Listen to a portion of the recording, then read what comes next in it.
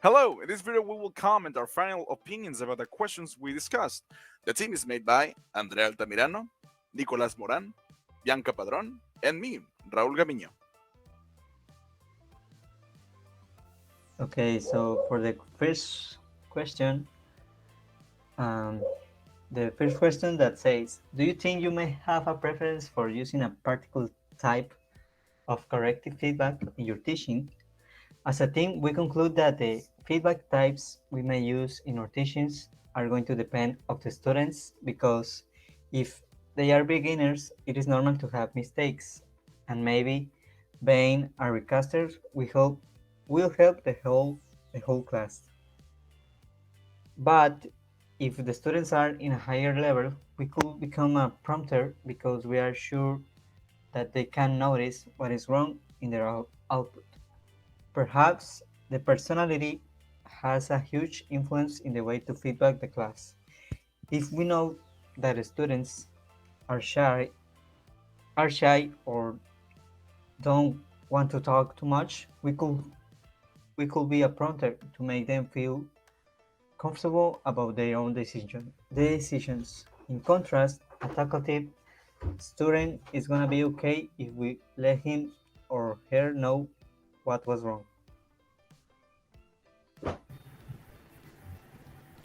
For question number 2, that says, are you teaching in multilingual classrooms where many of your students have a first language other than the language of instructions? Do you group these students together to respond to their needs, or do you integrate them with the rest of the class? What do you think are the disadvantages of either decision?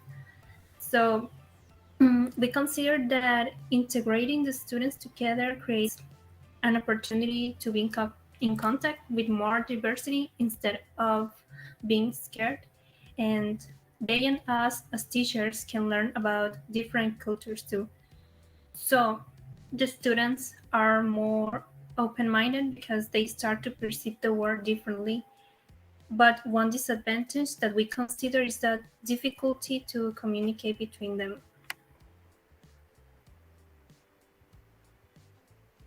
Finally, for question 3, that says the charts that you use to analyze the teacher-student talk and student-to-student talk in this chapter include 6 features.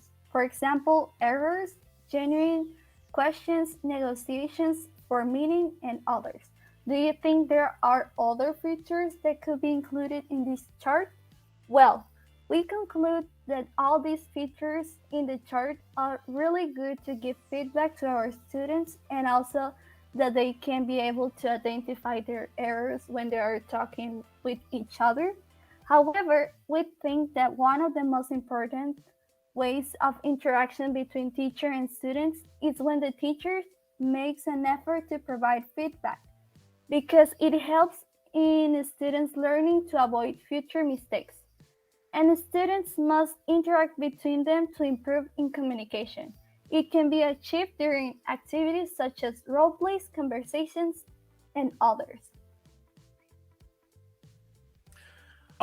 In conclusion, we as a group prefer to do our classes based around our students, creating groups and interactions between them.